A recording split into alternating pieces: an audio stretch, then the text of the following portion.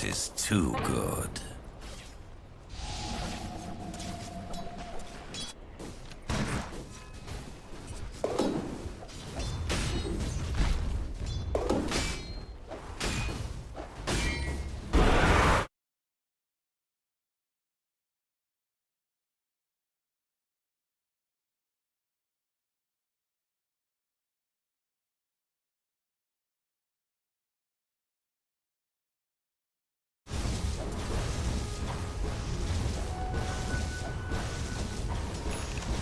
Radiant's bottom tower is under attack. There's too many darn wizards!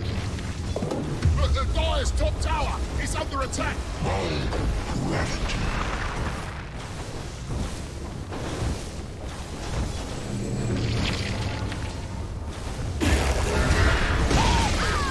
Boy, Radiant's bottom tower is fallen. Hunting bounties.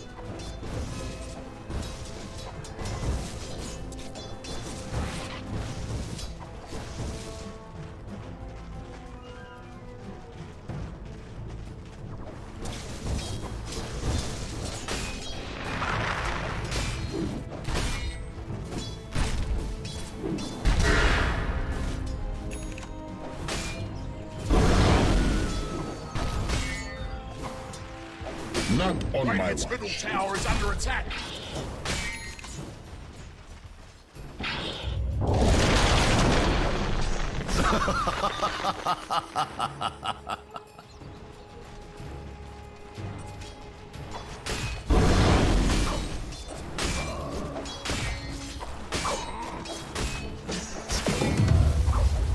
Oh, that is too good.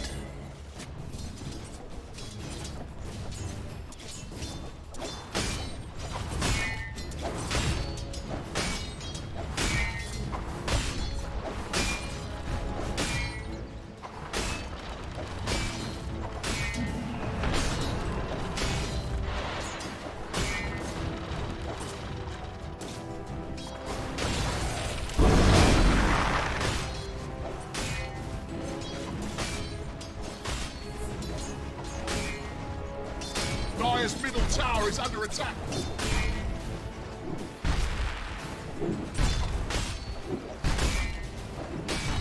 Killing spree.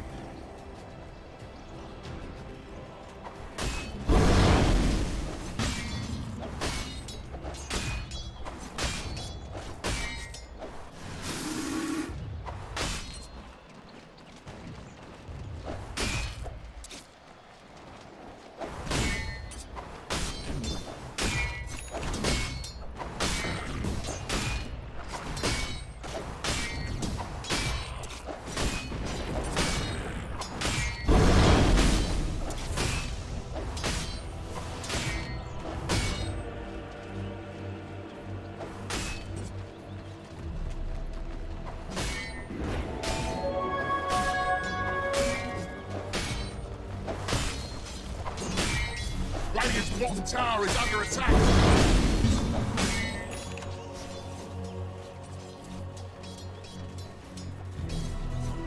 Radiant's top tower is under attack. The perfect infusion!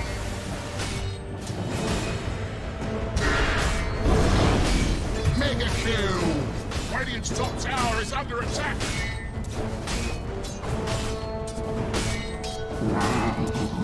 Dire's middle tower is under attack. Radiant's top tower is fallen.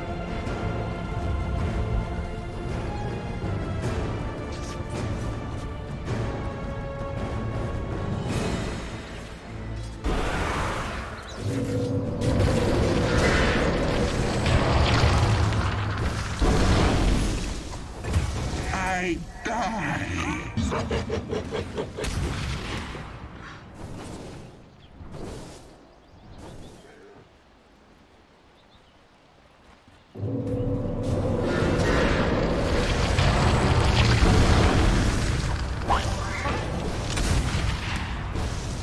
Silence.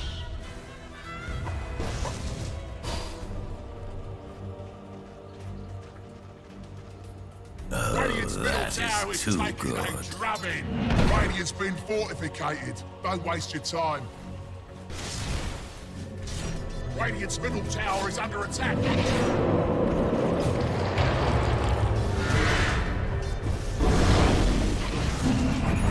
middle tower is taking a drubbing. The Dire's top tower is under attack. Unstoppable.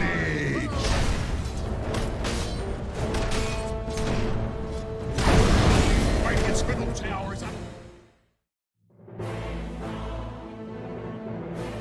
Your Dire turn to team pick. pick.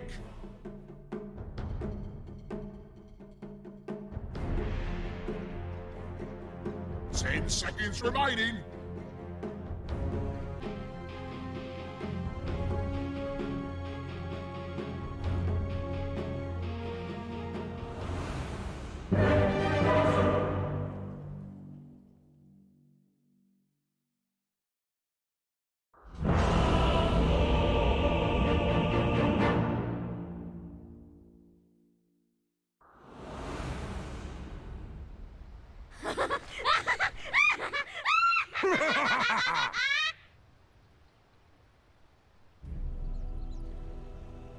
You deserve nothing.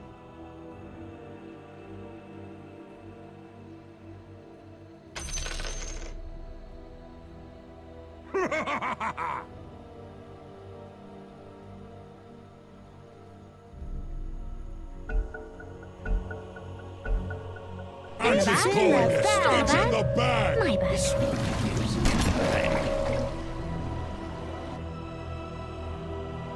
Tag 'em and bag 'em. This, my friends, is in the bag.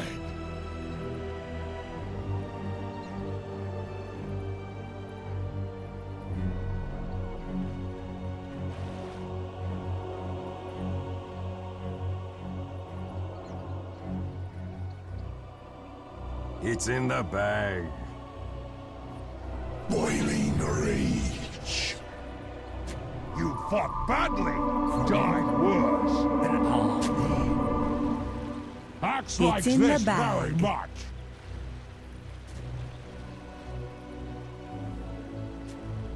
Numbers have accomplished what strategy alone. 30 seconds to battle.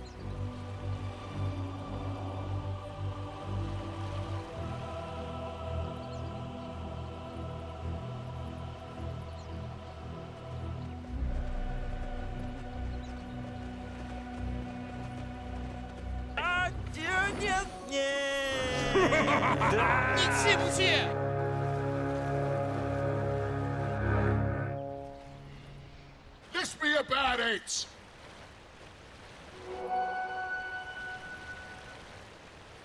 You deserve nothing.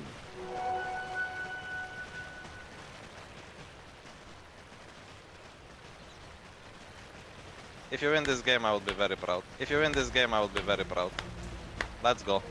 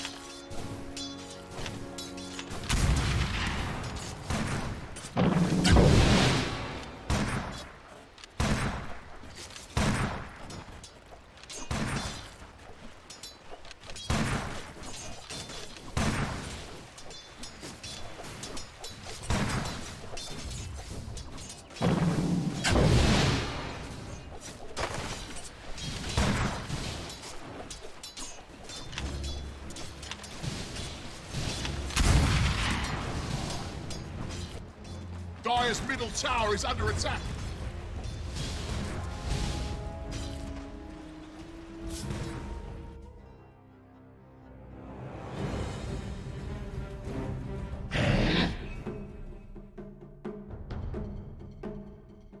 Radiant team pick.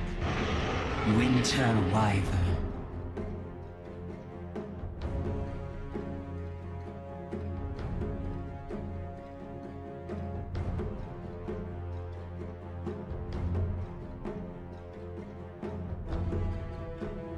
10 seconds remaining. 5 seconds remaining.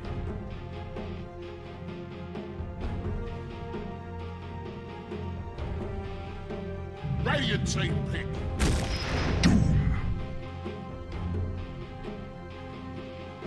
Dire team pick. Ancient apparition.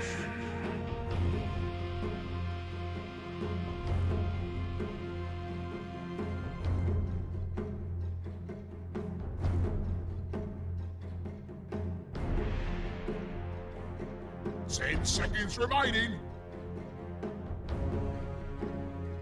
5 seconds remaining.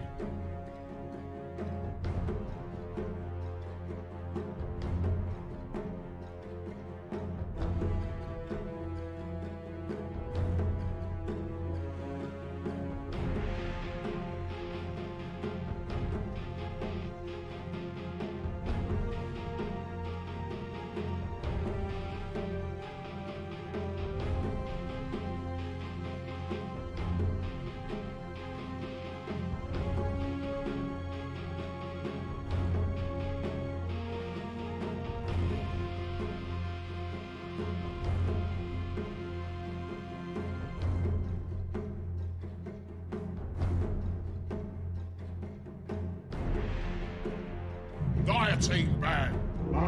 Behold the horn of madness.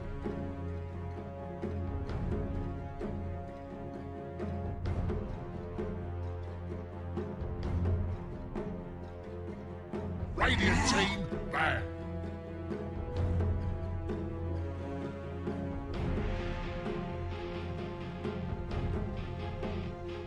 Dire team ban.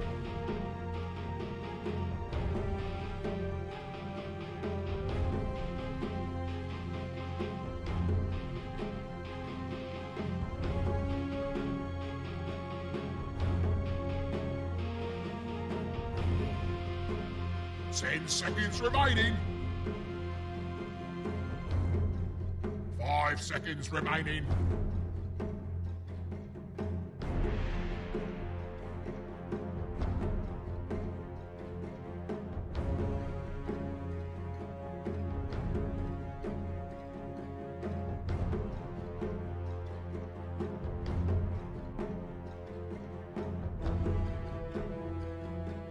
Radiant team ban.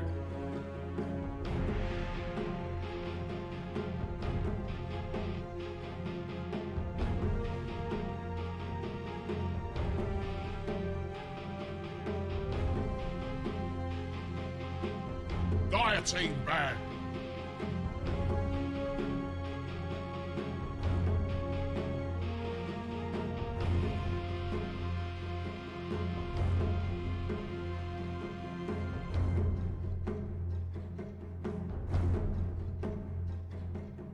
Ten seconds remaining. 5 seconds remaining.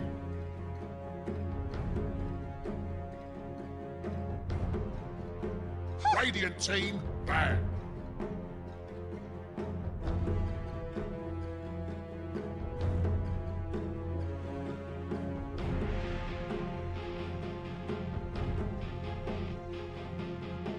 Radiant team pick. Dire team pick. Wraith King.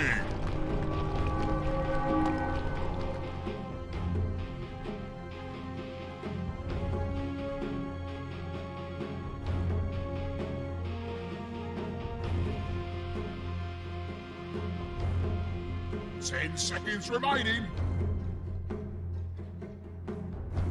5 seconds remaining.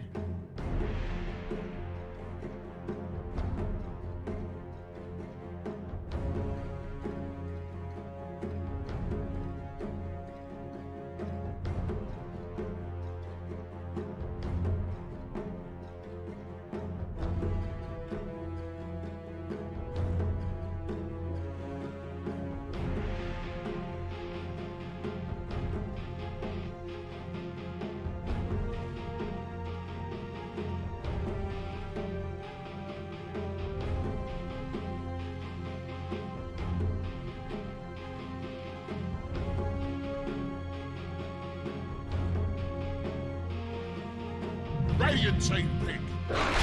Lion.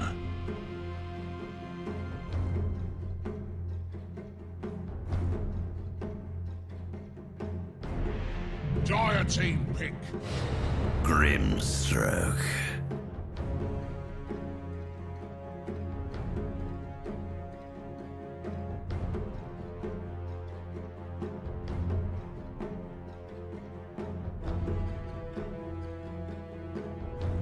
Ten seconds remaining. 5 seconds remaining.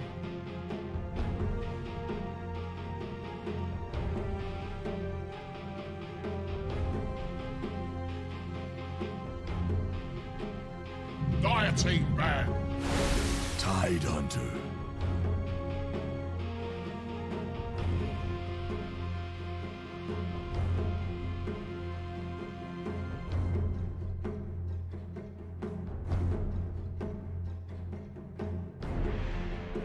Ten seconds remaining.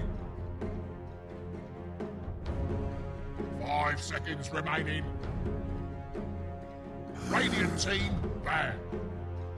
Dire team ban.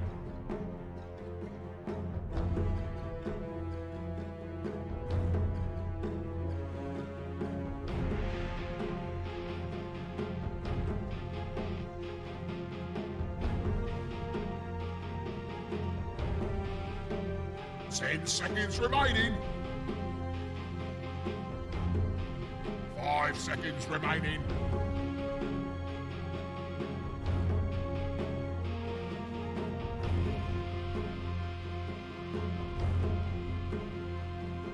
Radiant team ban.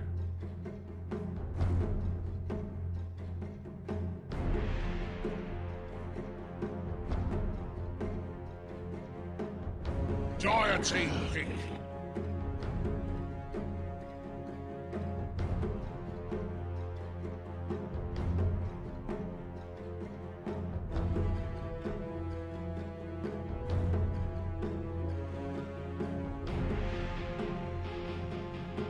Ten seconds remaining.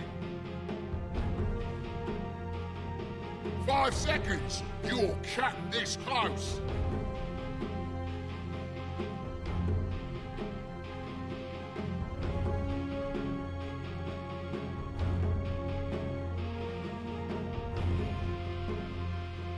Radiant team pick. Anti-mage.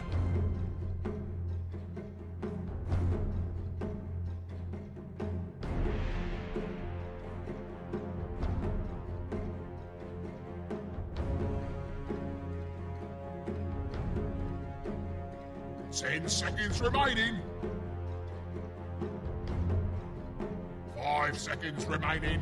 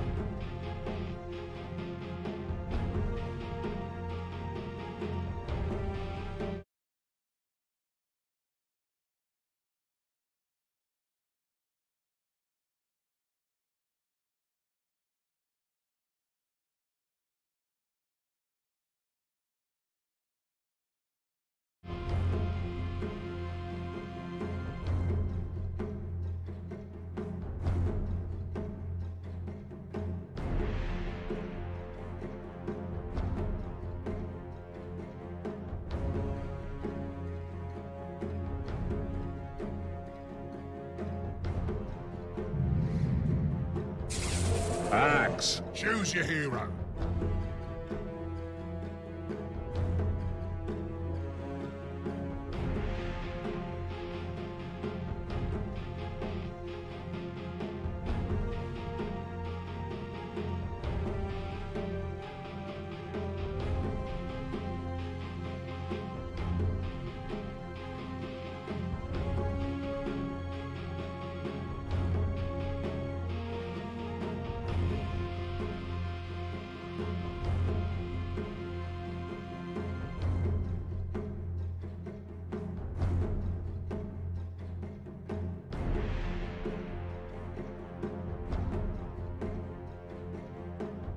Ten seconds remaining. 5 seconds remaining.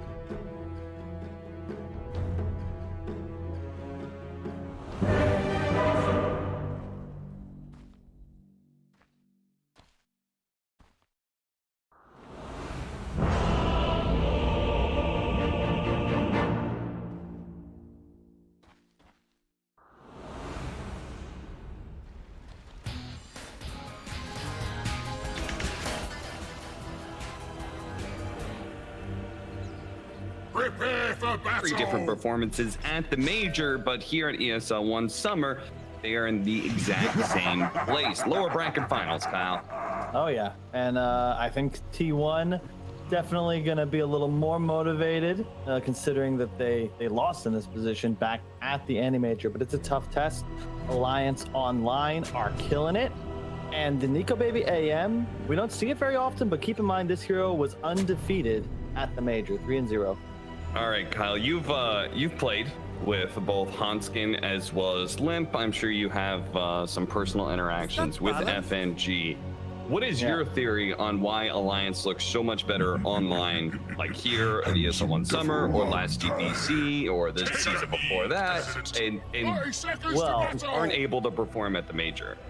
So first off, during the last 2 games of the DPC season, FNG was actually staying in my apartment. And notably, Alliance won both of those series. So definitely think there's something to say about your living situation and, you know, being in the same space as a former champion. But end of the day, maybe they're just more comfortable playing from home. I think LAN, not jitters necessarily, but, you know, online play has a lot of routine to it. Whereas when you get to a LAN environment, you don't have the same comfort. You're typically like, you know, you have to travel to the arena, you have to wait to play, so you're coming in cold. You know, you don't have time to play a warm-up overthrow or pub directly into your match. And sometimes that can really affect people, but I think they also tried, in a way, a little too hard with the draft. Yesterday, Limp, Tiny, and Magnus. Today, Magnus once again. Just keep giving him these strength style kind of carry / playmaking initiators. And just see what happens. And so far, it's worked really well for him today, or well, throughout the tournament. Yeah.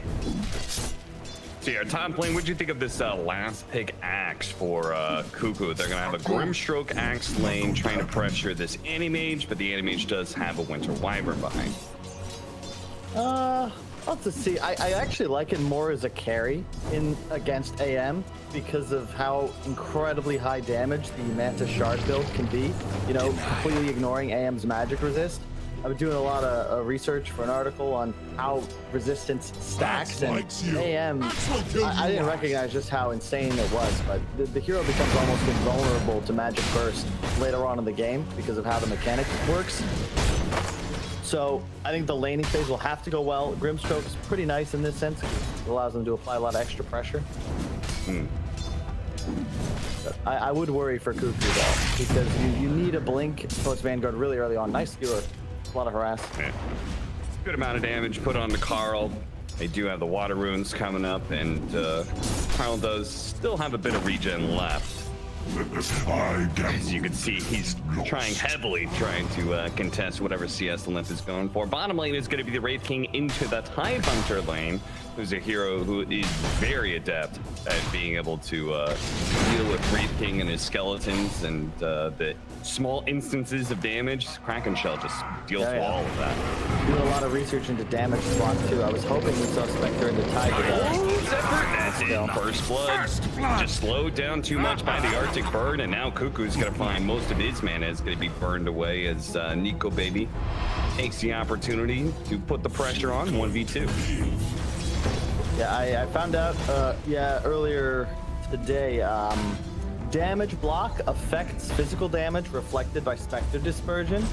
So it's part of the reason I saw at the major a lot of times teams were picking Tide into Spectre. I don't know how much of a role that played into it, but to your point, yeah, skeleton damage almost completely absorbed and negated by the Kraken Shell. So definitely a solid matchup there. You should be able to defend towers quite easily and force Wraith King maybe into the jungle, but mid lane's kind of the one I want to watch here. I think Carl's Doom, when he's been able to play it, it's looked really strong, and this hero, especially against the 3 Alliance cores, you get to that point where you have Shiva's Refresher. Now that is game winning. You delete Mag, Tide, AM, even just one of the 3, you're almost certainly going to win a team fight if you get them before they cast any spells.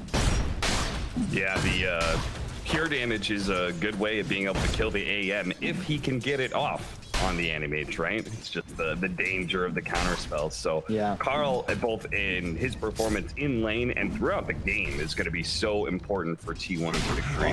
More lots.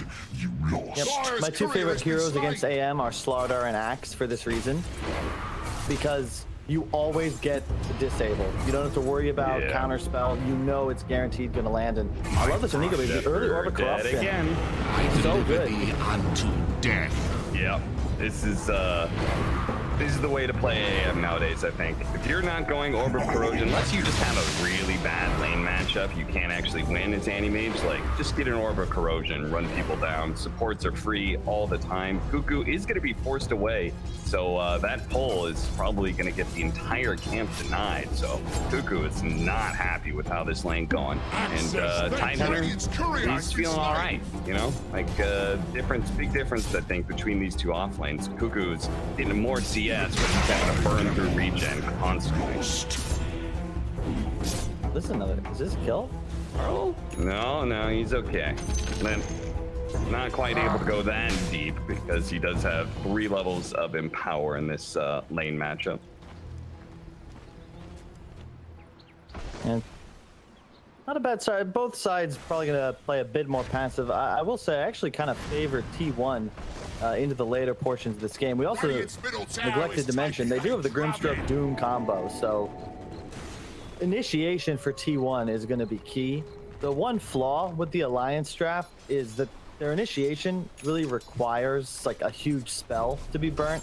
Somewhat unrealistic to expect your Lion to get all of your initiation, so either Limp or S4 will have to start off a fight, and it's really low risk for Grimstroke just to throw out a Soulbind. If you catch 2, like, the Doom is going to land, and that's pretty much disaster for Alliance. So expect to see them maybe avoid those, try to play more of a counter initiation / reactionary style, rather than try to find fights themselves. Yeah. Wonder what the spell block interactions are if you are not the one being doomed, but you're soulbound. It's Cuckoo's Cuckoo actually dead here? They're gonna take some time, but Nico Baby's having a hard time actually putting damage onto this axe, especially since he's completely out of mana. So he's just kind of running around with his Vanguard, challenging anybody who wants to fight him. Finally, they do get another round of first spike. Still, though, they're gonna have to keep on poking at him from a distance, otherwise this madman will kill somebody. As, or pushing a couple times, and there it is. Finally, they get the kill. Cuckoo doesn't really seem to care too much. It's he's just chill. Yeah, Limp already off into the jungle. And the one danger I heard Lacoste mention, I do like the double squishy support style. I think that this is just sort of because we've developed into almost a heal tank meta. You know, look at all the strength heroes in this game. We've got 5 on the core rolls. Grimstar, I mean, Zephyr's just not having a great time, but when you run so many strength heroes as cores, it's a lot easier to get away with double range support. But the trouble is, if you're a hero like Grimstroke and you fall behind, it's very tough to like find a place back into the game. Like, where is he supposed to go? I would say maybe bottom, try and finish a kill on S4. They might not need it. S4 is very far forward with no help. I'm not sure exactly what that plan is, but this kind of gives away his life. We'll have the opportunity to pick up his hood, or at least pretty close to it when he comes back. This will be the battle of the Carls, one with a K and one with a C. Only one can reign supreme after the series. Yeah, the between the two offlaners right now, Cuckoo may have died equal amount of times, but he has managed to get a little bit more CS out of lane. And it's just these two supports. I feel like Whitemon and Zephyr have performed really well for T1 over the Major, over this ESL One Summer, but I feel like Ancient Apparition Grimstroke doesn't really have a ton of synergy between the two of them, so they can't like move together. They move together, try and gank mid, but it looked very forced. Yeah, yeah, you kind of said it. There's no real natural synergy. You get like double cold feet later in the game, both pretty high magic damage, so the Vortex is quite nice, but they're just good heroes. They're very strong meta heroes. I think AA Wyvern are probably the heroes in the patch, and why I think we need a patch before TI, because otherwise, pretty much the supports in this game, you're just going to see all tournament long, specifically AA Wyvern. The mechanics are too good, and no other heroes in Dota can do what they do. Specifically AA. Like, there's no other method of completely preventing healing and regen. And Cuckoo, I like this. He's going to come swipe the Ancient stack. They're getting a pretty big net worth lead on T1. Yeah, it doesn't look like that way now, but that's a Max Devour and Midas Doom. And Axe is going to finish Ancients and look to start farming them pretty much on respawn. It's a nice place to be. Wraith King will likely move to the jungle, already has. This is gonna go for them. They're gonna go for the Doom on S4. The first move by T1's cores, and it is going to be a successful gank. Meanwhile, farther up the river, as we're gonna watch Carl die here. They're gonna try and chase down Zephyr. He's gonna be pulled back into the shockwave. Pretty easy kill for Alliances. Probably trying to invade the triangle a little bit, while S4 was going down in bottom lane. Looking for Limp to get involved shortly. He's going the Echo Saber build, so he's playing more of a farming style, but he's the one who's going to have to try and make some moves here. And coming behind Cuckoo. Trying to trap him down, but he's at half health with no mana, so it's, again, really hard for this AM to actually do damage. They're going to catch up the Limp here. The Ice Blast is going to spot him out, but a skewer away will get him out of range, but 23 Savage is there with the stun RT immediately being used, but he may still burn out. Meanwhile, behind, there's Chaos. He's doing it to get the ball onto Nico, baby.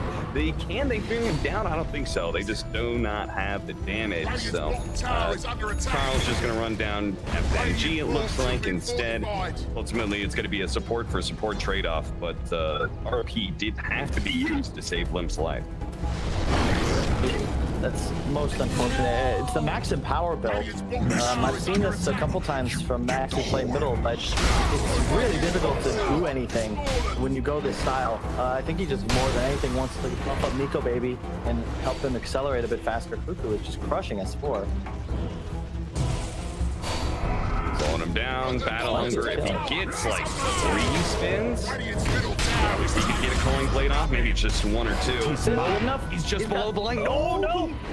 He hit and survived. He went up to 258 HP after the stick, and Cuckoo misses the calling blade as a result. Very close. He had dropped to like 220, 230. The stick saved him, as you said. But thing is, check out the net worth. You can see Doom is accelerating. The spins, I swear, whenever Axes need spins, they just don't get him. He had the window right there, and then stick came out to save. But he had it earlier as well. Either way, pretty content, I think. T1, they've kept control of their mid tower. Bottom lane, Nico Baby's not expecting an invis Doom. That's just unfair. Killed and cauterized. Now he's got a blink dagger, so Carl is way ahead of the pack when it comes to net worth, though he's not so far ahead of Cuckoo, who also has his blink dagger as well. So mass initiation tools now available for T1. This game is about to get, I think, pretty active. Oh yeah, definitely. The thing is, it doesn't really have to be, right? They're gonna eke out a net worth advantage no matter what. And I gotta say, shout out to Carl. I feel like he's just been a rock for this stack. Like, you can say whatever you want about 23 Savage. He gets a lot of love and support. Like, none of the players on this team are not deserving of their slot. But I think Carl and the mid roll in general is just so tough to find someone who can be above all else consistent. And Carl's been able to do so in a variety of different styles as well. Like the mid Doom, this is a specialty hero. And when I think of other players, like say Iceberg as an example, who played it in Eastern Europe, he had like 3 or 4 heroes. And you're like, okay, he's very good on these. I think Carl's list is closer to 20.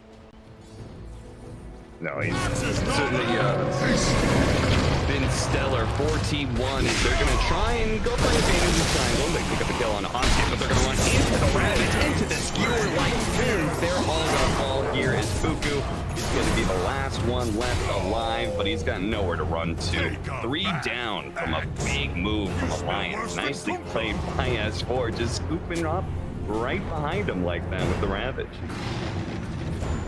They really needed to get that, like, some manner of finding kills. I don't think T1 should be here, though, to be fair.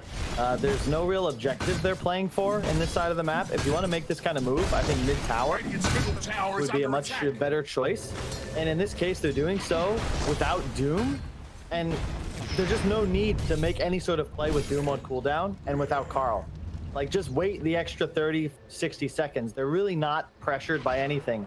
AM is not a threat at the moment. So just relax a bit, fight for towers. If you want to make that play again, do it now, but do it around mid. Well, Doom is up and Ravage is down, so we'll see what T1 does. I thought they were going to smoke there for a second, but instead they just show all their heroes here, and it looks like they're just going to rush at the mid-tier 1 tower. I don't know, 23 Savage was coming over, but now he's backed off, so maybe somebody said it's a bad idea. And just being disruptive. Oh, hang on, as I say. Take a bite.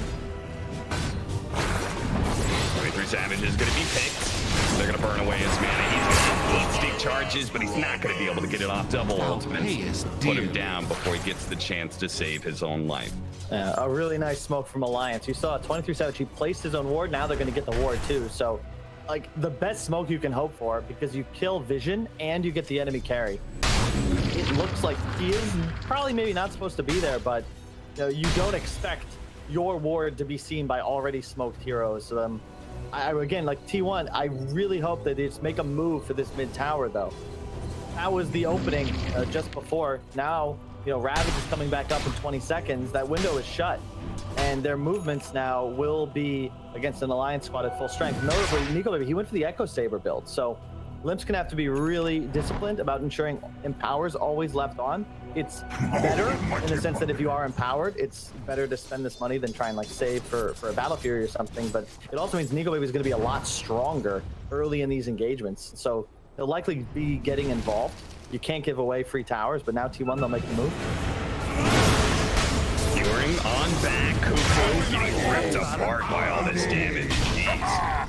That That was a little bit more than I expected, but the empowered mag hitting for over 200 damage a hit with the gush as well. They're going to be able to get the soul behind double doom. The ice blast out as well. That's going to be 2 kills instantly for T1. Now the other two, Limp and FNG, were able to get back here. So they may still have a chance to defend this tower if T1 try and pressure it.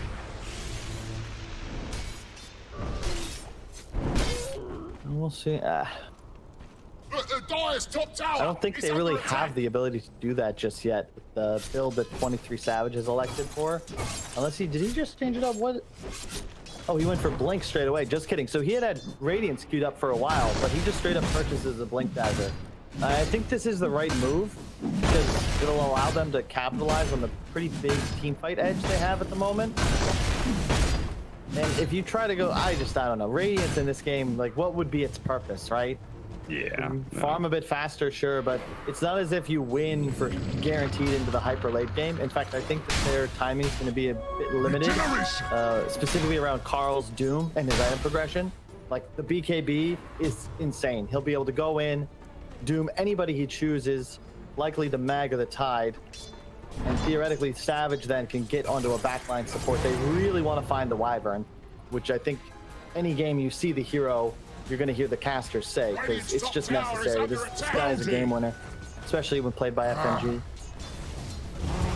Yeah, FNG's had a lot of experience in these kind of saving 5 positions. They do have a BKB now up for the Doom. Cuckoo's going to TP in here, but actually cancels it as they backed away. Alliance backed away, so he's just like, okay, I'm just going to push out mid, try and force them to rotate over T1. Kind of setting up here. He's going to go for S4 now. S4 does have the sounds on. The ice blast is coming in as well. No! He missed the RP! He didn't get off the blink beforehand. S4 is going to be burned out here. What happened to Limp?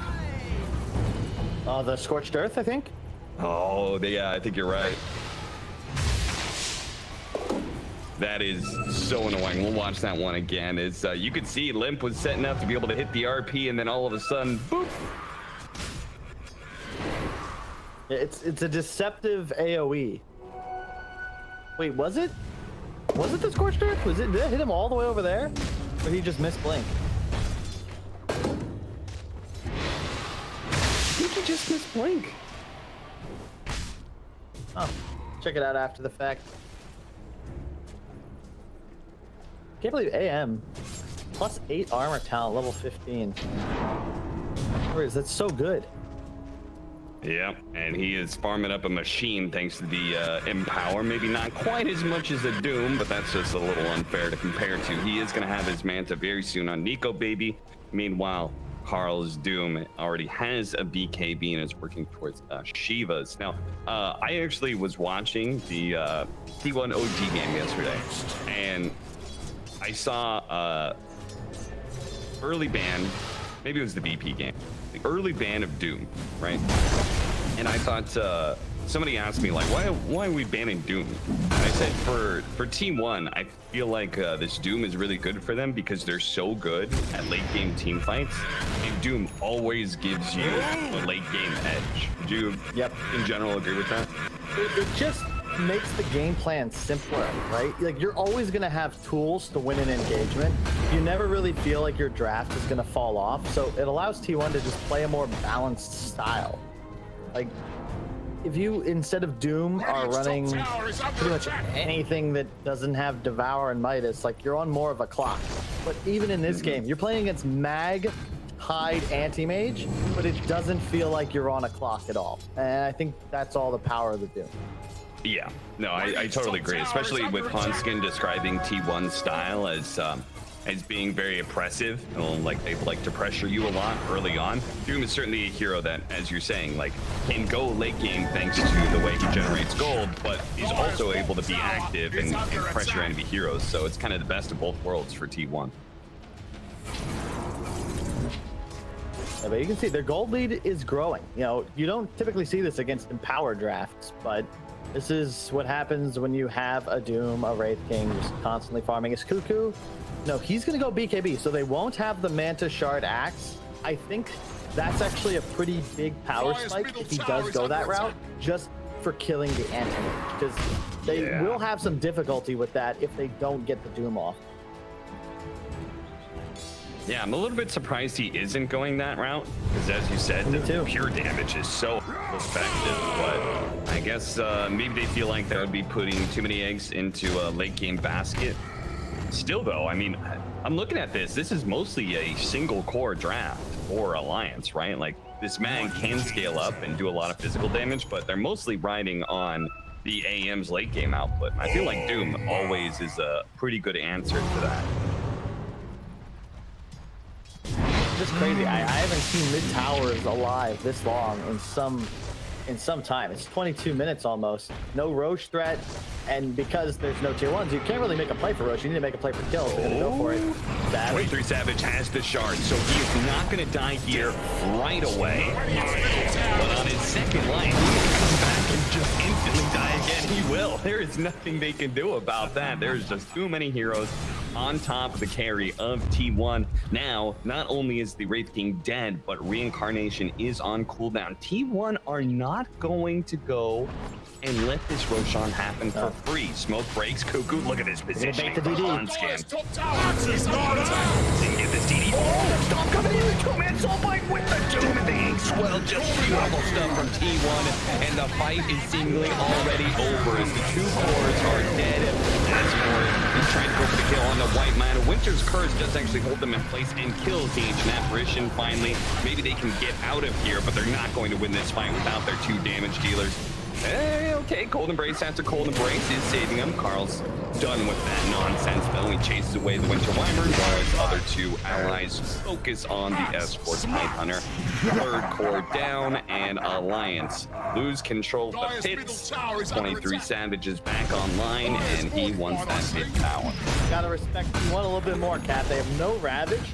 There was a buyback on the Wraith King, but you didn't even have to use it because the perfect initiation comes off. And perhaps they were lulled into a false sense of security. They had the ward to the left, so they just don't see anybody. And then before you know it, you're double stomped and double doomed on both your cores. So really just excellent job. T1, it's the patience that's been winning them a lot of their games, because if they rush in, they try to get a DD on their Doom, like, they're not getting the initiation, they're not winning that fight. But they have the wherewithal to just camp the high ground, wait, and Alliance just wander into their own demise. Really nice job. Hanskin did a cool play at the end there. He mana drained Carl, preventing the second Scorched Earth and a potential War Stomp, so that actually saved both supports' lives. But either way, huge win for T1. I think you're going to be content to just chill now, wait for Doom to come back up. You got BKB on Wraith King soon. He's going to need that, or he's going to die twice in a row pretty much all game. Incarnation is back up again, but 23 Savage is being patient. Let manage to find a nice skewer back onto 2 of them, unable to get out the RP, but he does so now. That is going to be both of them dying. Oh, Kuka definitely get out the BKB, and a call with the Angel as well. The double soulbind, the silence stacking up, and they are both dead. Now FNG chased down by Carl as well. Once again, T1 just responding to Alliance and out-initiating them. I thought this time around a nice 2-man RP, but damn, Cuckoo survives through just long enough to get off his BKB, and now he's going to be able to catch 23 Savage as well. The stun follow-up, the silence put onto him, that is going to potentially be a team wipe as long as they've got enough stuns, and they do. All right.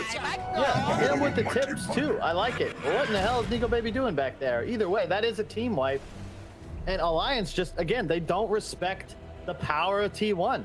They get the kill on Wraith King. You said, oh, they're both dead. Yeah, well, Wraith King has built-in reincarnate, and Kuko had a BKB. Like, he has 3,000 health. There's no way that these are the right RP targets. And Alliance, like, they just don't have sustained damage in teamfights right now because their AM is not farm. He's equal with a Wraith King, and he's had Empower all game. Like, that is nowhere near enough gold to try and carry this out. 12k gold lead, and look at the build, like Carl. He's got Refresher, he's halfway there almost. Man, they used the Finger of Death on the right target too to try and blow up Cuckoo fast enough, and it still wasn't enough. This man is so tanky, Jesus. Just a vanguarding a BKB, and he's got 3,000 HP. I think he was escaping from the team fight. Maybe he was cutting creep wave. He had teleport in 20 seconds. He was just getting greedy. And T1, they're just gonna Anti-Mage, yeah, sure, I'll blow a TP and try and make it happen. See if we get any giggles. A couple.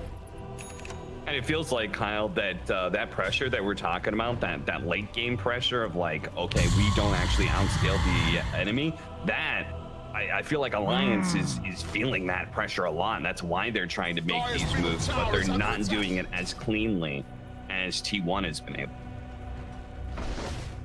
I mean, just look at the late game now. Because of Zephyr's performance and how many kills he's been a part of, he's gonna have an Aghanim Scepter soon. So if they ever catch the AM with a Soulbind and then they manage to Dark Portrait him, his own illusion is gonna burn through all of his mana. Yeah, T1 is not falling off. All of their heroes can continue to buy pretty much just a full set of more items. Like 23 Savage is what? Armlet, BKB, Blink? He get a hell of a lot stronger. Nice read there by Hanskin. Blink it away, just as Cuckoo trying to find him. Still, though, doesn't solve the current problem, which is that T1 is sort of able to just 5-man around, massacring buildings as they go. And Alliance can only play the edges of the map right now. Uh-oh. Yeah, I really like the decision. 23 Savage buying the shard really early has cemented them in this game. And a lot of times carry players, they can get a bit greedy, especially when they're somewhat off their typical pace, and they'll want to go for, you know, something that helps them accelerate. But he recognized, like, I will never get ult off without shard. They're like, it's Alliance. They're going to be focused on the mana drain. They know how to play this game. And shard is ensured that he actually can't be that initial target. Carl is playing in a way that makes it very tough for him to be found, but like we saw at the Major, I think Alliance need to recognize that they need to kill Doom to have any hope of winning a team fight, especially when this refresher gets completed, and that's more than halfway complete. It's just crazy to me that T1, like how effective they've been at team fighting around each other. I mean, we were talking about how like Doom is a very simple button, but consistently pulling off the Soulbind double Doom combo. Like I've seen teams with this two heroes, like, and they just never get the combo off a single time. And here, it feels like Zephyr is just always able to find not just a Soulbind, but a really good Soulbind on like 2 cores. You know, it's been kind of insane, and I feel like in some ways that has to be Alliance screwing up their positioning a bit. I think they're just not really recognizing how fights have to start. Like, even as an example, when they killed Savage on Ancients, right, and run into the pit, you blew Ravage for that. If he has buyback, it's equalized. And then they run out as if T1 don't have like hero deleting abilities. Like you can't fall asleep. Like Grimstroke and Doom, you have to recognize that these heroes, if they're allowed to free cast in a fight, you're going to lose that engagement, especially now that BKBs are out, which effectively remove S4's hero from the game. Like Tide's fantastic, but Doom just does everything better. And I think you know, you heard Lacoste on the panel. He's like kind of questioning it because that's like, you know, he's been retired for like 8 years, but even back at TI2, you knew, hey, don't pick Tide into Doom. And back then, we knew that AM versus Wraith King was good, as they're going to be able to find the Winter Wyvern. But back then, Wraith King didn't have talents or shard. And nowadays, just at 20 minutes, the Wraith King is already able to deal with the quote-unquote counter.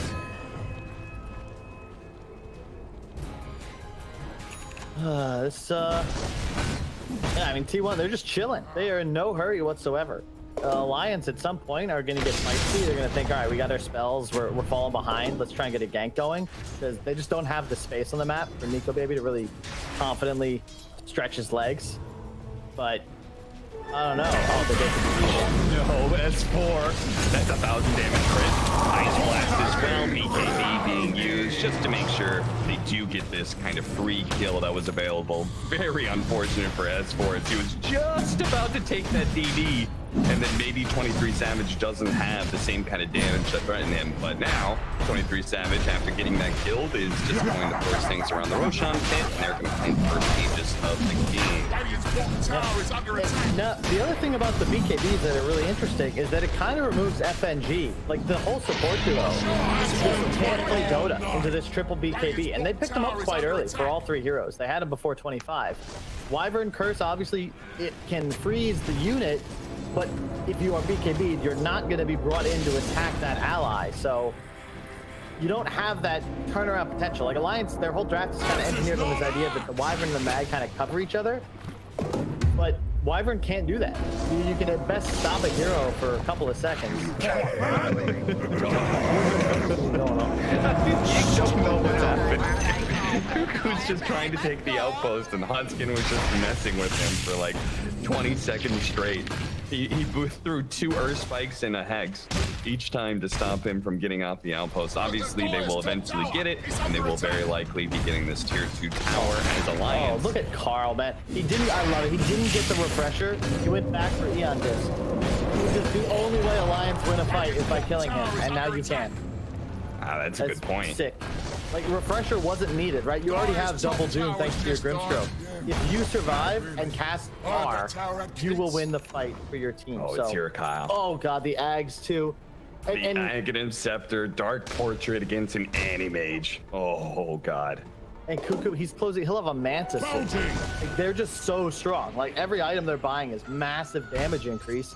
And the only person on Alliance whose net worth is even slowly increasing is their AM. And there's just not enough damage on him, Cap.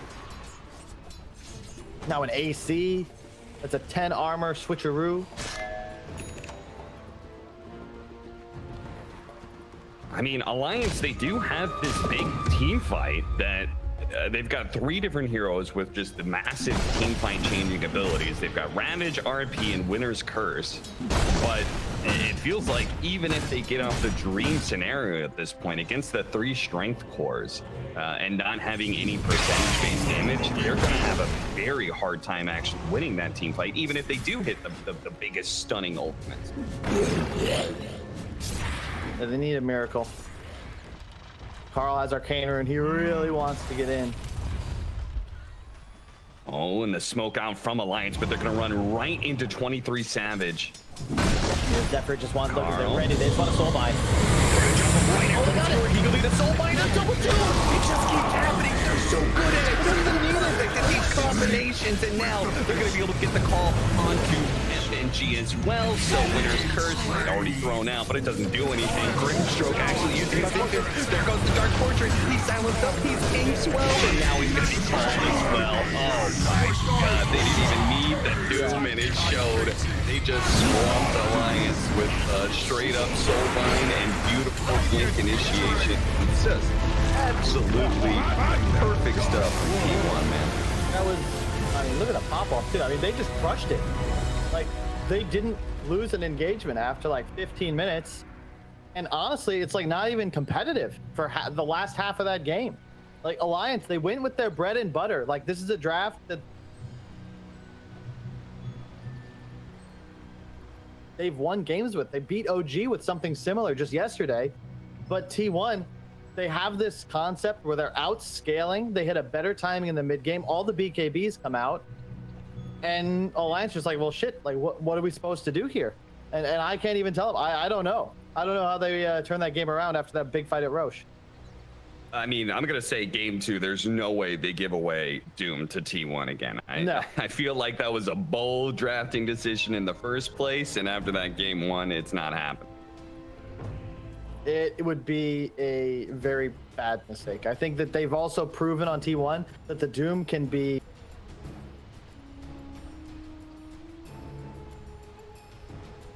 The battle resumes.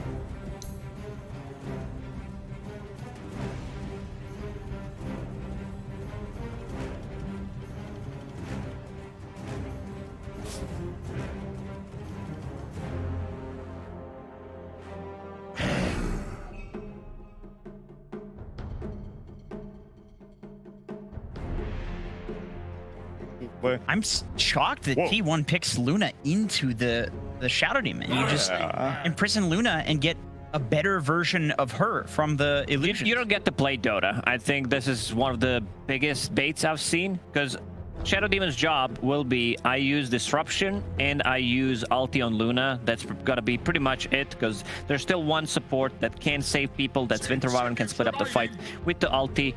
So pretty bad matchup overall. It's actually one of the worst matchups you can get for Luna. That's so weird. I suppose there is some consideration here from T1 about the kind of timing that Alliance is going for with these heroes. As was already mentioned, these two supports are not very aggressive unless you have something that you're specifically setting up for with the SD. Centaur, to me, is not enough. You'd probably need a mid laner that you're setting up for. SF is a little too slow. Maybe Alina would have been better if you want to play fast. And so she's banned, yeah. Possibly the Luna is just this idea of, by the time this Luna is countered, we're going to have so many items on her because you are not able to pressure us in the early game. T1 banning out TB, no surprise there. Imagine having Terrorblade with the reflection on top of Shadow Demon, who makes illusions of Luna. Actually makes it unplayable. Luna just will not be able to play. I'm still baffled that they went for it at all, because even if they are going for what you're saying, every item that Luna gets also works against her with the Shadow Demon. So she gets stronger and stronger. I guess Butterfly is somewhat useful. True. But yeah, they ban out the Life Stealer. I think T1, they need something that is going to deal with the SD to make the Luna work. And I would imagine they've already talked about it. Maybe they think that's the Doom. Maybe that's the Lion's job. And possibly they're going to pick some backline jump in the end, maybe a Storm Spirit to take out this SD, because I don't see them picking this without some idea behind it. Obviously, if we know that this is a crazy counter, then they do as well. They're having so much fun. Like, this team is... it's an old school counter to Shadow Fiend. I don't think it works anymore, considering the Shadow Fiend, all the buffs that he had. But before, Tiny was considered. You know, you just blow him up. But with the addition of the neutral items, raindrops, water runes, I don't think that's doable anymore.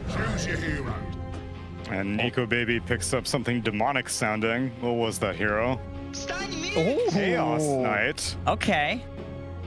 I like Chaos Knight as a hero, but into tree, it is quite a pain. You just, all of the illusions are rooted and you become very sad. Sure, but then if he manages to make his way to a scepter, he also frees everybody when he casts Phantasm. But he is a carry Chaos Knight, so that'll be like a 5th item. Or a blessing. Yeah, true. Lots of Roches. Yeah, these are weird. I mean, I guess, you know, Illusion Hero with Shadow Demon, that's always a fun combo to do. Oh, it's Whitemon on Treant Protector too, so they're playing 5 tree with the Luna. Oh, yeah. I don't know how I feel about CK. I've seen a lot of CK on the offlane during the Chinese season DPC2, and it looked pretty damn good.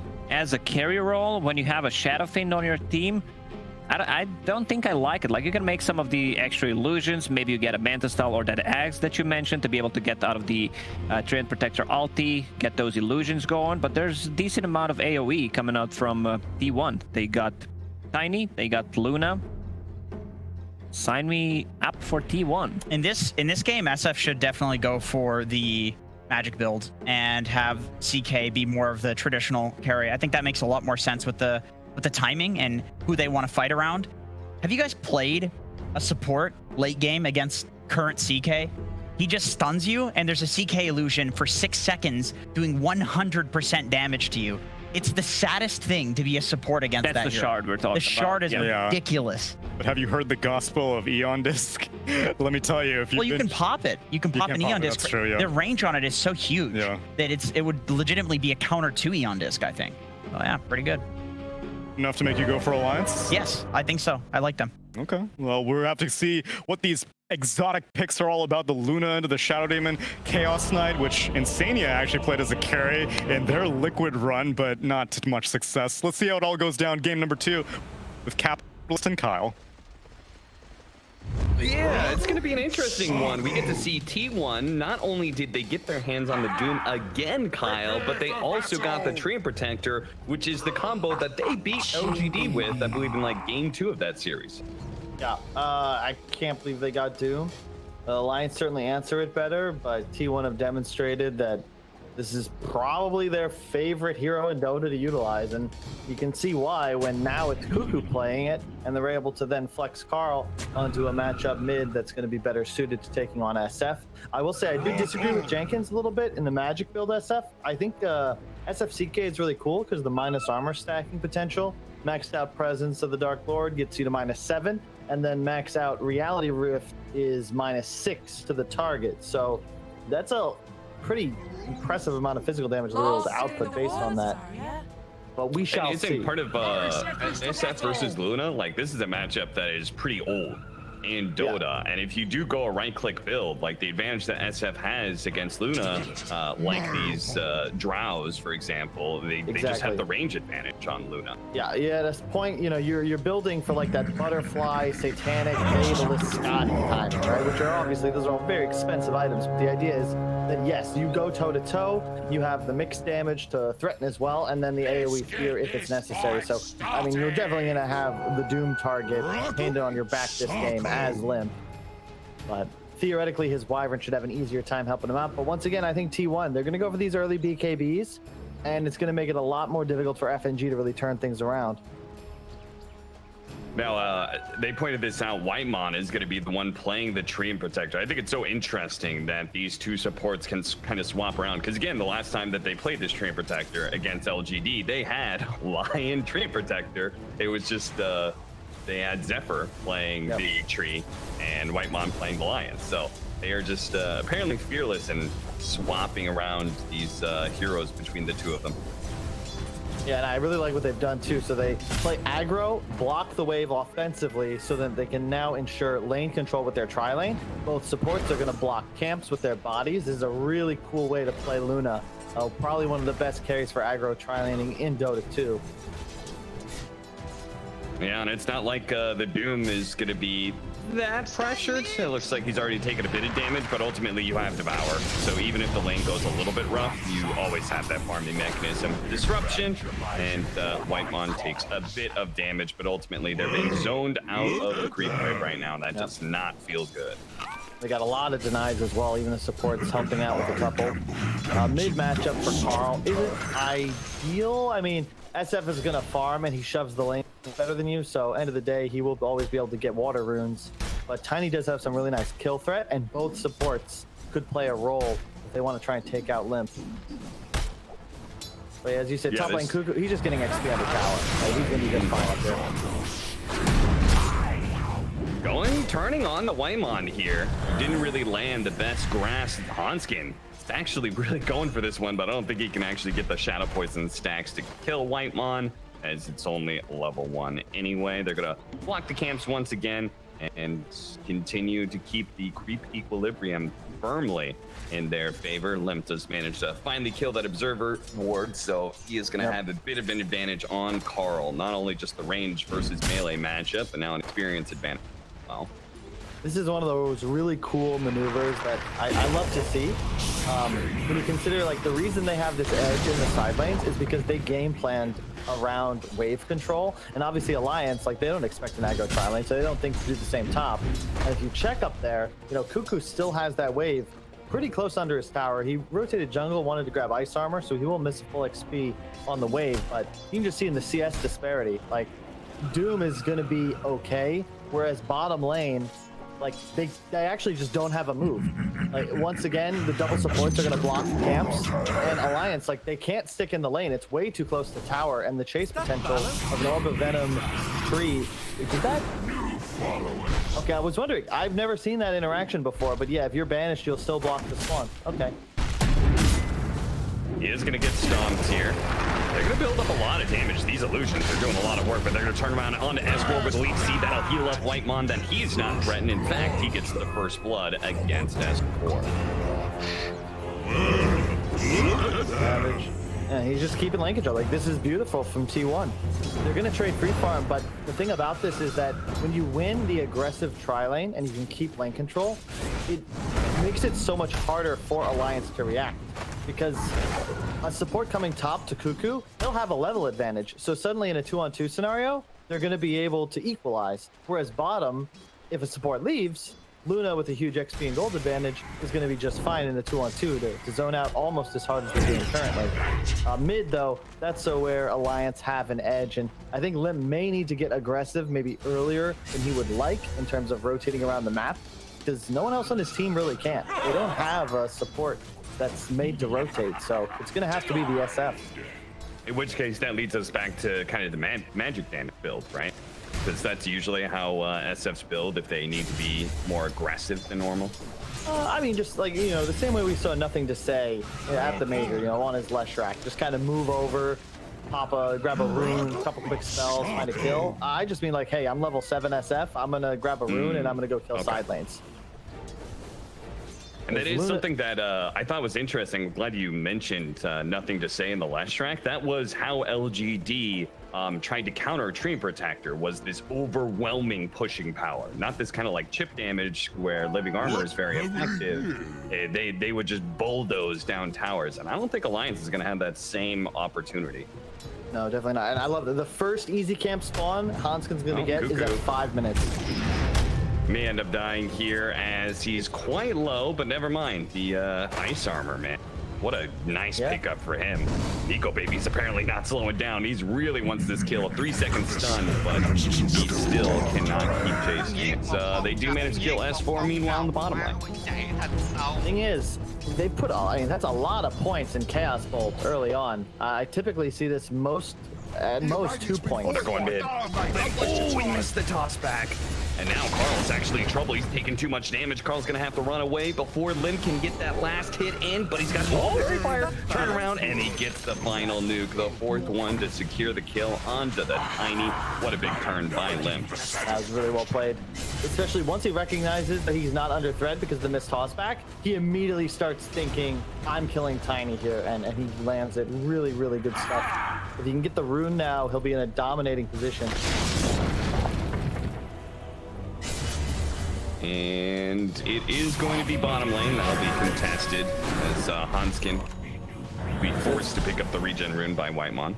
Yeah, that is big though, because if you give that to Limp, that is game breaking. Suddenly he gets like 3 or 4 free camps in the jungle, then comes back mid-level 7, full health, full bottle. Prize is this? Man, I feel like if Carl kept running, he would have been good, but for whatever reason, he turns back around. I like this from Limp though. A lot of SFs, for some reason, they tend to stay brown boots for a little too long. I think Razor SF are 2 heroes that almost always should be buying treads, just because, you know, you're always getting a bottle, tread switching very effective, but more importantly, Limp, like, you already hit so hard.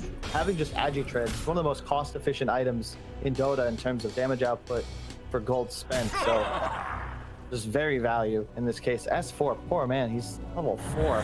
He's trying to jungle. Disruption into a stomp, so as they're killing neutral creeps, they might be able to kill a slightly bigger unit here. Zephyr, the 5th stack, and I think that'll probably kill. Nice juke. Can he do it again? Oh, the final one lands, and that is his death. Does get a mana pool and does distract 2 heroes, however, but I mean, this is look at this Luna. He has Tread's Dragon Lance incoming. It's 7.5 minutes into the game. And the other benefit is that he's able to go this more greedy build, 2-2-2 at the moment. Nico Baby, those points in Chaos Bolt may come back to bite him because you really want max crit just ASAP for your farming speed. And the Chaos Bolt, if you scroll over it, it really doesn't scale well. That's why you typically only see like the 2nd point just to increase the minimum stun duration, but the damage, you know, it goes up from a max 40, min 20 increase. So really just not very point efficient. And more importantly, he's the hard carry for his team. So you know, we'll see how that pays off, but either way, Luna looks like he's rotated into jungle. Oh my god, look at the stacks. They've already got they've so been ready many. for this one. Camp stacked, we're about even with T1 having 1 more total camps. Did they already clear out the stacks on the Alliance side? I must have missed.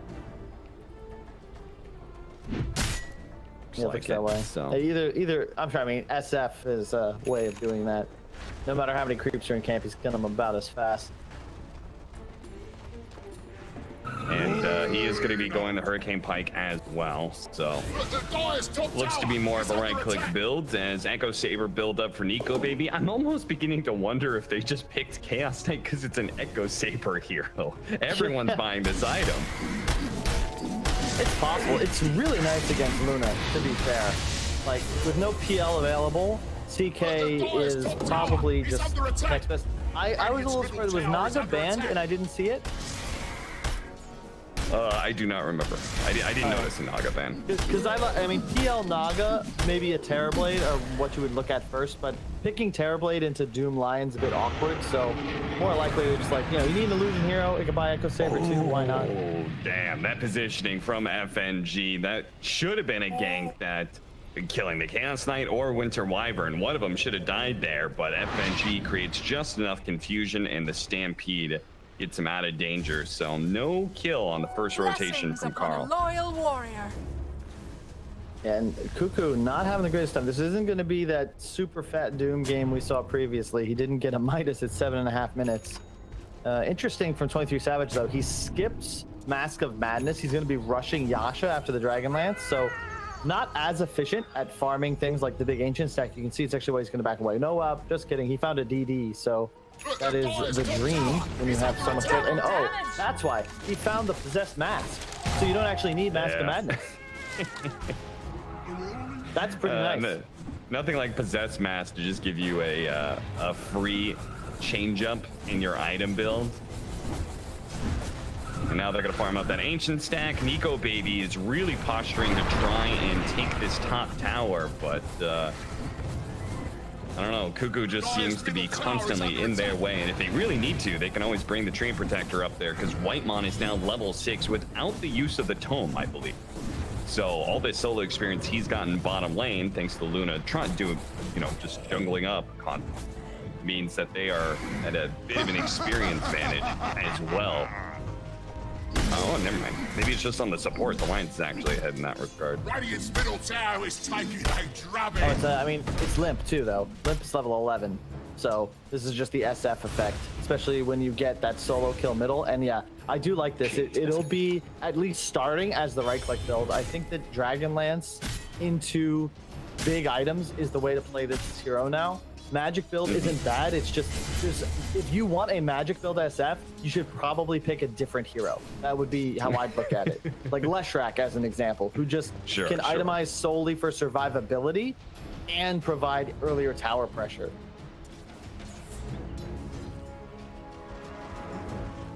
Do you feel like T1 is pressured because this SF is getting so big and like slightly concerned? Do you feel like they're okay with the status quo like they were in game 1? No, they're certainly playing as if they are, but to your point, you know, they don't really have the best. Well, we talked about how nothing to say in the Leshrac beat T1's Treant. You don't really see Alliance with that same kind of pressure. Sure, you could blow Phantasm and maybe look to make a play for a structure, but so far they're just content to farm their side of the map, and I don't know if I can agree with that, because Luna at this pace gets really scary. Yeah, you're playing against enemy counter picks to a degree, but nothing counters you when you're 5 to 10k ahead of the game, and he's on pace to get there at the moment. They're gonna 3-man smoke up. They are not moving to try and defend the safe lane tower. Instead, they're trying to set the pace by going mid behind Limp, expecting somebody to defend this, and it will be the Train Protector and maybe Carl as well. Carl showing up with the Haste Rune is gonna be able to get the toss back before the Winter's Curse can stop him. But now he is separated. It just lines up the races, a triple kill for Limp. Make that a quad, potentially? No, man. Lion. He's gonna skedaddle here. Nico Baby's gonna try and chase him down. Actually does manage to catch up. Boy, Chaos Knight's a fast hero. So they get the 4th kill in there as well. Take the mid tower. Great play from Lions. Really nice. That was what was missing from that first game, where they would make a move and T1 would be prepared. In this case, yeah, T1, they set up a defense, but Alliance immediately, you can see the Wyvern Curse. Treant, he wants to get the big root off by wandering too close, just allows the easiest Requiem stomp setup I've seen in some time. They lose the tier 1 tower as well, and that is somewhat disastrous really for T1. All their eggs now firmly in the basket of their Luna, who, as stated, is ahead in net worth, but really not suited at killing SFCK as the game wanes on. And Nico Baby already having a Sanj after the Echo Saber pickup. Same Sanj pickup for Limp as well. He's building SY. S4 takes the top tower. And this is all before Whitemine. We've seen this before from their Train Protectors, where they go the high levels of Grasp and try and farm up to a point where they can get to level 10 and like higher levels of living armor. But now they've already lost 2 tier 1 towers, and they're not able to play that slow attrition game that T1 usually does with the Train Protector. And I would love to see, you know, people don't recognize that Moonglaves are affected by damage block. This is another thing from the Googling before, but I'm gonna stampede away just for safety. Well, you'd be surprised. I don't see any enough Crimson Guards picked up against Luna. That's what I was gonna ask for, because if you see Nico Baby run in, let's say he gets Phantasm off, and you Crimson on top of those illusions, the glaives are just gonna get absorbed. So it's not just about keeping CK Illusions alive, but you know, then the team of Alliance don't really fear Luna's damage nearly as much. So I do hope S4 goes for the early Crimson here, probably after the blink he's looking at completing now. What is that? That was 10 to 10. Camp stack. So both teams having a very similar idea here as my NA Quickmans go to work. And as a result, I mean, we're just having kind of a, if it wasn't for that smoke move from Alliance, we would just have a very slow game. Is what, they got 4 kills in that? Yeah, it would be 2-2 right now at 15 minutes with both sides just farming up constantly. And it was big as well because it was before Savage could really make his advantage felt. FNG, night vision disadvantage. Because of that, they're going to be able to quickly kill FNG. Looks like they were a little bit scared of a winner's curse or something. They certainly got him. Why did they blow 2 ultimates for him? What the hell? Unrelated. Carl's going for a Midas cap right after the blink dagger. And Cuckoo already has his. So, interesting. T1, you know, this is their style, right? They have these really strong mid-game heroes. Their lanes are tough. With double Midas plus a Luna, they're not really going to fear Alliance's scaling potential as much. You know, I would doubt their capabilities of playing this late game, but I've doubted that once before. And I don't know, man. T1 just has a way of making things work. They just seems to have like really good reads on the game in that regard. So we'll see. Double Hannah minus for them between Cuckoo and Carl, and then a Luna that's constantly farming up stacks. So they're looking to just play the economy game. Yep, and I love this from Alliance though. They get Nahaz's favorite DD rune outside the Roche pit with Wyvern. You can sustain your heroes as you tank through it. They also have the medallion, so dies very quickly. And T1, again, double Midas. They're playing for macro. So no real way to threaten Alliance in the pit. Slowing down Cuckoo, but he does manage to blink away first. Hanskin not close enough to get the disruption off, so an ultimate that will be on cooldown, but I kind of doubt that T1, maybe they are. I don't know, I'm kind of doubting that T1 can defend this against an Aegis, but they're setting up like they can, so guess we're about to find out. They don't even have Carl in the area just yet. He's under attack. Ward placed up on the high ground there. I think Hanskin may have a bit of an inkling that that was done, but you could see this very aggressive ward right in front of the tier 2. They know that T1 is a team that likes to make these kind of moves, so they're trying to prep for it. They're actually smoke over the mid though. You gotta be careful trying to take team fights into the Luna lineup at night, especially when the initiation. Whoa! He didn't stampede blink. You need to stampede blink to get the instant damage, but now twice T1 has managed to counter blink the initiation of Alliance. Huge, and this is the dream for them, because now they've just bought time for themselves. They have no desire to fight into Aegis. So far, they've been able to avoid it. I love the build from Olympia. Dragonlance into Daedalus looks like his choice. It's all about the overwhelming damage pressure. But he might need a BKB first, to be quite honest, because T1, how is he gonna... The root The Doom, the line initiation, the tiny initiation, all of this would just destroy Limp's game. And yeah, you can see the nice reactions from Carl. It's those land reactions right there. This is so interesting. Both T1 and Alliance were kind of setting up. Alliance did have, thanks to their deep wards, they saw the movements of T1, but they're both playing underneath their vision at some point in time and waiting for the other to crash into them. And because that doesn't happen, T1 instead now playing around their tier 2. Sentry going down, they spot the observer ward.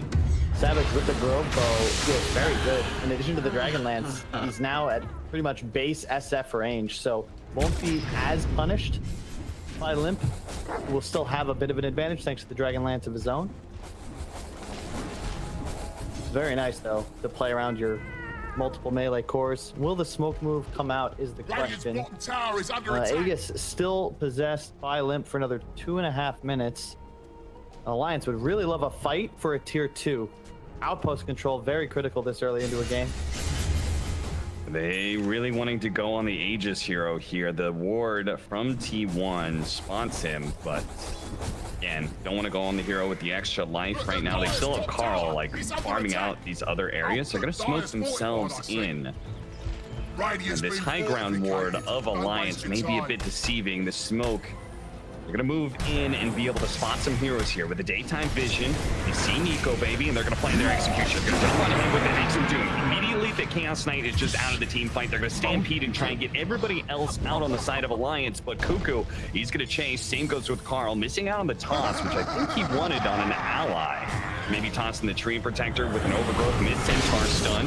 Gotta be careful, jumping forward, Lion going for Limp, trying to keep him disabled and out of this game, but at the same time, they've already lost their Tree Protector, and Zephyr just dies to the heavy amount of physical damage from SF. A Crystallis crit is very scary for these squishy supports. Yeah, really nice shot from Limp. Recognize, look, I have Aegis. They've chased us too far. You saw FNG pump fake his ultimate. And T1 recognized we just can't go in. They overlap, used way too many spells on the initial target. They're gonna go back in, I think. They got the Doom set up. Winter's Curse immediately catching him out now. The Raven goes. The Raven, Grace. Oh, Jesus. Cuckoo, he almost dies to it, but he actually does manage to stay alive. The BKB, 23 Savage, they're gonna toss. Oh, God, this was not what he expected. The Glaives off the Winter's Curse, pretty much solo killing his first life. Wow, I didn't know that it worked. They were bouncing back and forth between the cursed hero and Limp's SF. Like, he just died to Glaives. That was a crazy interaction.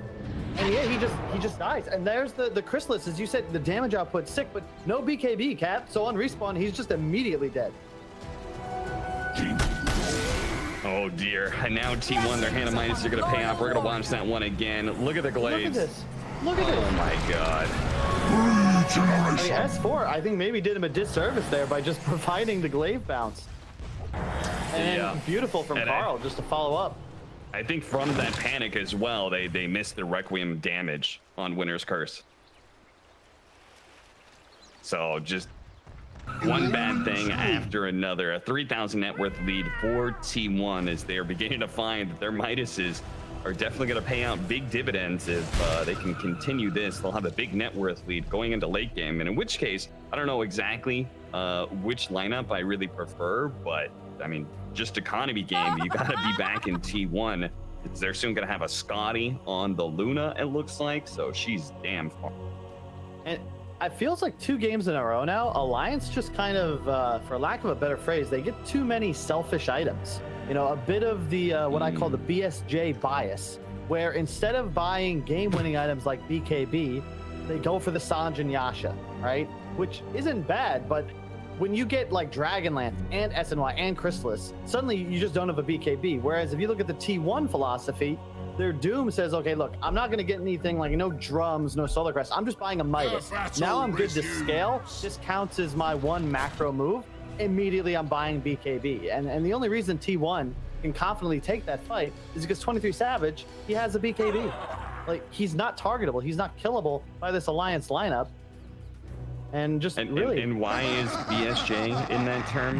Is it just because you wanted to use the term bias? No, it goes back to when we were first playing. So NEL, first season, Sumel wins. He goes on. It's an in-house league in North America. Sumel wins it. He goes on to play with EG, and they do great.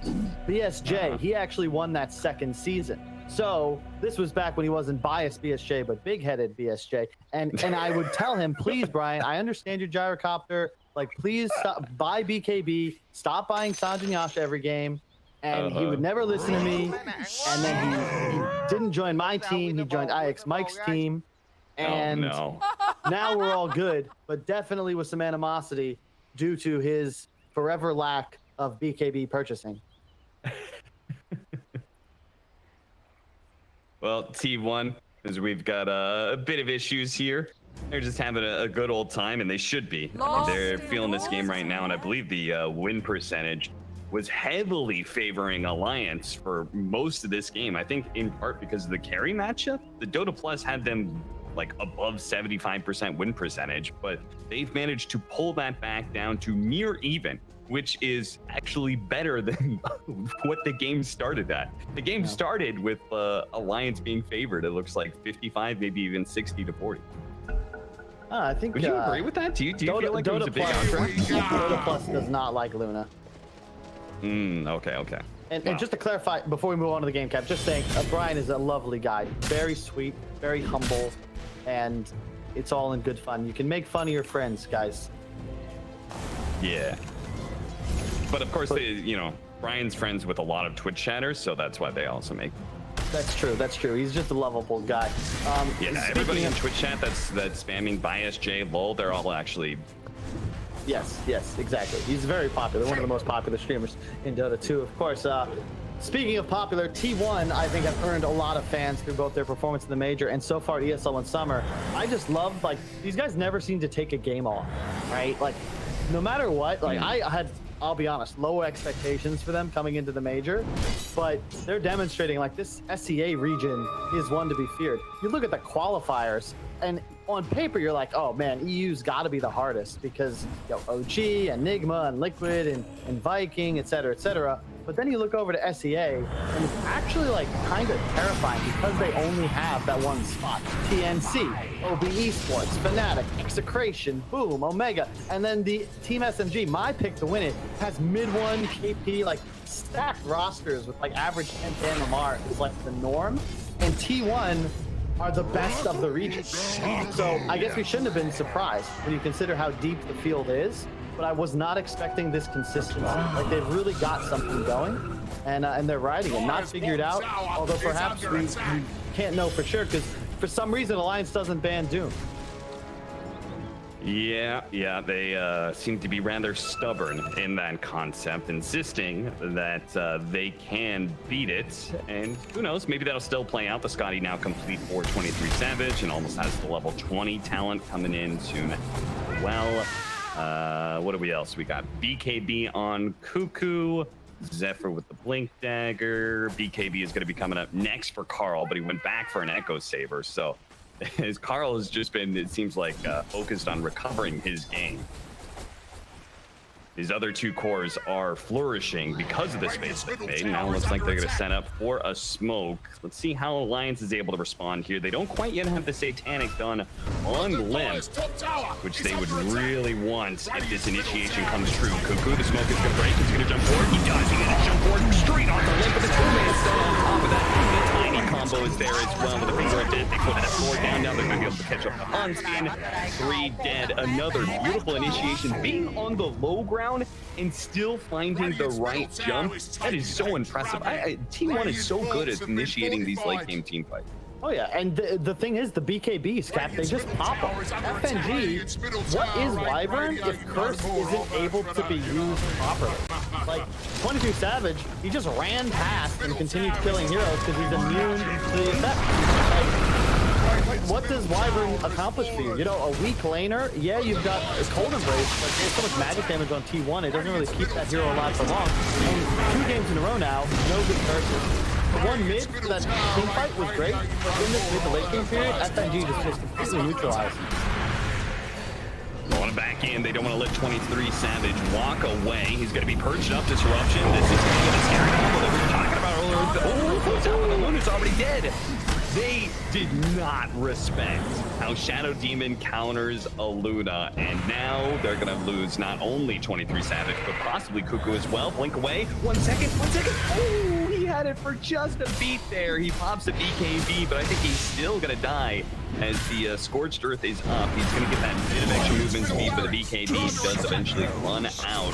Core is dying there, and now Alliance can actually, if they want to, they can go straight to Roshan. Yeah.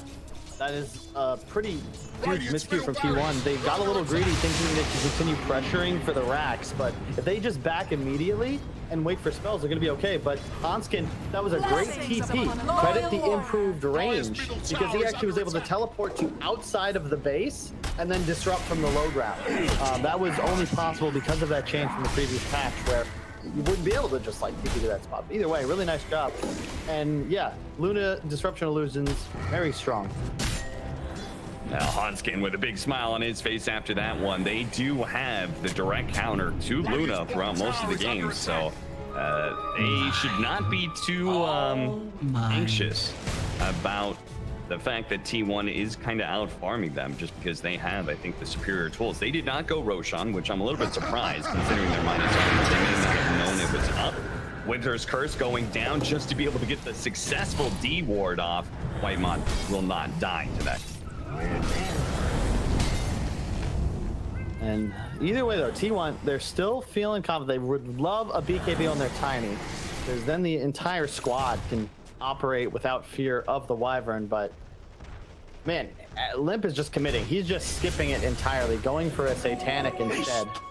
Really nice to get the Titan Sliver, because the stacking status resist will now be very effective, and the CK is able to finish his up. So Nico Baby's ready to battle. Tight on S4. I really hope he finishes Crimson Guard, man. I'm telling you, people don't realize, like, glaives are like hard countered by Crimson Guard.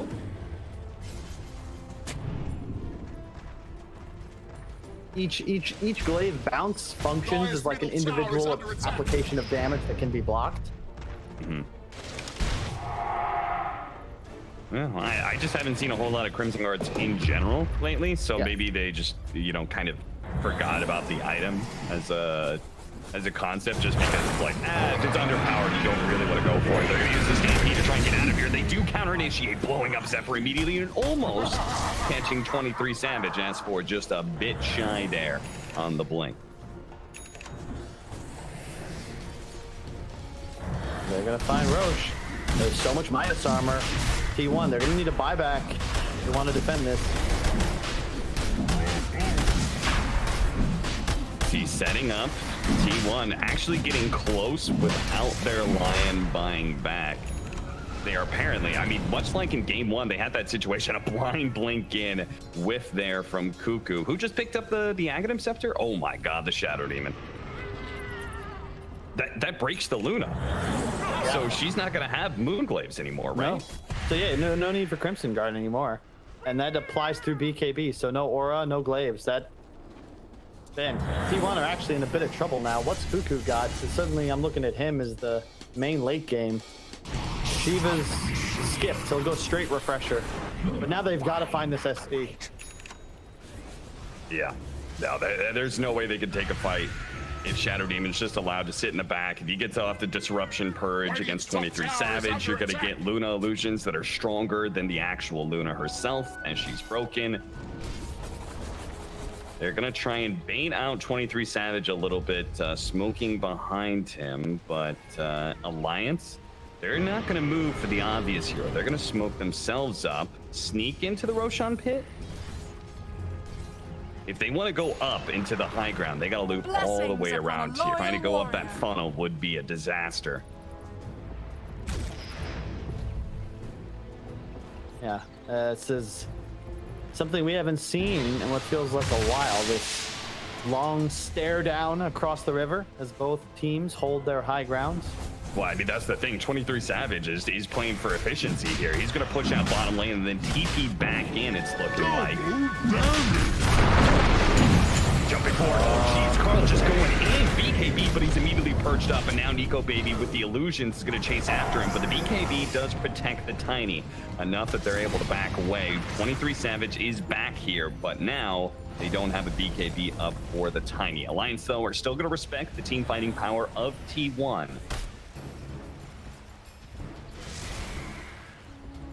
Now it's T1 who are going to loop around and try and find a better angle to start this team fight. It's all going to come down to the initiation. Both squads recognizing that as well. No risks being taken. Okay, so what is the dream initiation for Alliance? What are they looking for? I think it's more about avoiding Doom on a critical target. They want SD to get all of his ults off. They want to find a support if possible. Showing up into the pit, they're going to be able to get the stomp. Nico Baby, they're going to blow up. They use double ultimates for that. They do have the buyback though, and Kuko's going to be ripped apart by the physical damage. It looks like the Winter's Curse in the back line. Zephyr gets a little bit low, and they're going to try and catch up to him. They manage to get the disruption off onto him, but at the same time, Tiny going for Hanskin, trying to make sure there's no more of that break mechanic. As the 23 Savage, he's able to turn around. The BKB, the Satanic now going out. They're going to hold him in place, but Nico Baby has to run away from 23 Savage. So now back instead and deals with it. FNG inside of the pit. They're going to buy back on the SF, but look at the damage. Roshan, S4, and Hanskin are both going to be dying here as the burnout. Zephyr keeping himself match immune with the mana drain until the rest of his team is here to help destroy Nico Baby. And a potential buyback for him. They need to finish him off now, and Carl gets a triple kill. S4, though, he's going to be able to deal out the damage. Both Carl and White One are so low, but they can't quite finish him off, and they cannot walk into 23 Savage's Luna, who's still large, strong, has a Satanic, has an Aegis. They cannot win this fight anymore. They have to run away from the Luna. Hanskin does what he can with the illusions, but it's not good enough. He needs to be able to get off the Requiem, but there's too many stuns. He's not going to be able to do this. This is going to be a dieback for him as well, potentially. As Alliance raining in the crossback, and the combos from T1 are too damn strong. They just destroyed them, Cap. Like, that wasn't a team fight win. They just embarrassed Alliance in the pit. Total outplays from 23 Savage. One of the only, 4 players in the world at 12 KMR plays like it. Like, just perfect positioning. Saves his BKB for coming out of the disruption. He's getting a deso, Kyle. He's going to end the game. It's over. Like, they have lost the game. They've, 3 diebacks? That was like 8 on 5. And even 8 on 5, Alliance can't win that fight. Radiant's middle tower is under attack. FNG. GG. He's going to call it. He has Winter's Curse, but he knows his allies are dead for too long. They threw everything they had for that Roshan fight. They used all their buybacks, and they quickly turned into diebacks in their hands. T1, such a dominant victory. I was a little bit concerned for them once that Aghanim Shadow Demon came.